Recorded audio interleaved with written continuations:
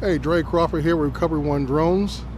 We're out here again at one of my construction sites. It's the one I mentioned in my last video about doing the mapping, and you can see the building behind me. This is a brand new tilt-up building here in the northwest end of San Bernardino. It's becoming a controversial project locally because of the activities that will be going on inside the building, but that's a whole other matter. As you see, what I'm wearing today is my Epson Bt 300 Vario glasses. To me, this is about the best way to fly. It allows you to see your drone in the air and also listen to your surroundings around you so you're not isolated from what's going on. But it also allows you, gives you I would say the best immersed feeling for me. I have to admit, I never use any of the DJI goggles, so I really can't say they're better than they are, but I know to be within FAA regulations, this is about the next best thing as being in a fully immersed situation. And I really like it. The depth perception it gives me allows me to be a very much better pilot than using a tablet or even my Crystal Sky monitors. Today, I'm coming back out today. I actually mapped this site out yesterday. But due to some, I have to admit, pilot error, the still shots I took after I did the video of the flight circling around it and also did the mapping, I took about maybe 10-15 still shots and couldn't locate them anywhere on the SD card. So today I'm gonna break out my Spark right here. Here it is. I haven't used the Spark in about 9 months, but I said I'd use this to get it out real quick and get some still shots. For you guys out there who think the Spark has been replaced by the Mini, I beg to differ. I have videos with my Spark that I think hang tough with the Mini, and overall I think the Mini is what it is. It is a great entry-level drone for those who are just getting into the business, just like the Spark was my first entry-level drone over a year ago. So I can't complain what the Mini is and what it does. I'm glad it does more than what the Spark does, because that would be a step backwards for DJI. So for the most part, we're gonna go ahead and do this right quick. I just want to talk about the glasses. A lot of people ask about what do you use, what tablet you use and stuff like that. I have two Crystal Sky monitors, one 7-inch, one 5-inch. I have one Apple Air 10-inch size tablet, and I have a Lenovo, which I use also. And people might say, why do I have so many devices? I'm one of those guys who likes to have a complete package for each one of my drones. I don't like swapping stuff back and forth. That's how you lose gear, misplace gear, and that's how gear gets damaged when you continually swapping stuff out. Just like with SD cards. If you can't go out and buy an SD card, if you have multiple drones and you can't go out and buy an SD card for each of your drones, don't complain when the SD card fails. I have at least one primary SD card for all of my drones. I do not swap them out. Not with the Spark here, all the way up to my Phantom 4. I do not swap out SD cards. I think at the price there are nowadays, it would be a foolish mistake to not have a primary card. You might have a backup card which you carry around, which I even have backup cards for each of my drones in their cases. Just in case something happens or whatever, I have a card right there. Just in case I forget it, leave it in my desktop computer at home, I have that backup card in case I need to get something done. So, I mean, right now you can go to Amazon and get a 64 megabyte SD card for under 15 bucks. I think last one I just bought was $13, and they had a special over the holidays of I bought a 128 megabyte, which I use in my Maverick 2 Pro. I got that for like $19. So I'm like, you can't beat it. You know, it's on you.